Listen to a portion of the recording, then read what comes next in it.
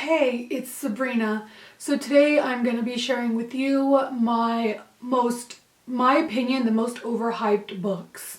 So let's just go ahead and get started. The first book, in my opinion, that's way overhyped is The House of Night by PC Cast.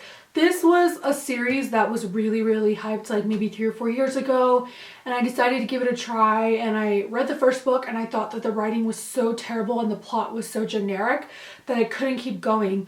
And it appalls me that those authors have like, I don't even know, 10 books in that series and people are still reading them. So maybe it's just not my cup of tea. I mean, I love paranormal books.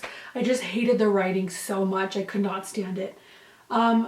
The next book that is really hyped for me is Paper Towns by John Green. I read that book and I finished it fairly quickly, so I didn't really hate it and I didn't really love it.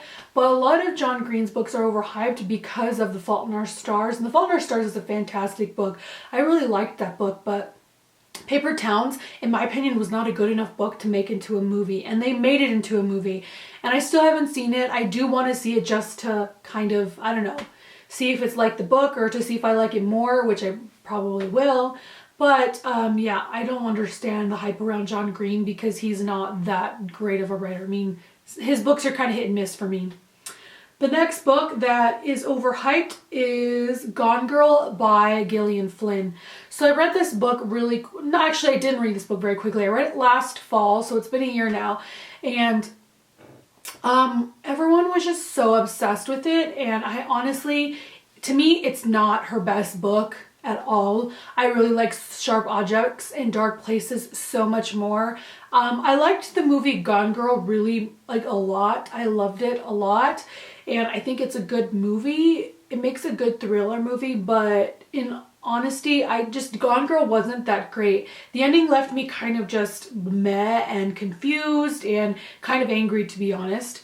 And the next book that is overhyped in my opinion is Landmine by Rainbow Rowell. She is kind of overhyped in general. I feel like I have such high expectations, and so I kind of don't want to read her books just because of the hype, but I'm currently listening to Eleanor Park and I like it so far, so we'll see. But I really just did not like Landmine. I think I'm the only person that I found online that does not like Landmine. Most everyone I know or that's read the book loves that book, and I just didn't. It just did not. I mean, I'm a married woman and I could not identify with the character.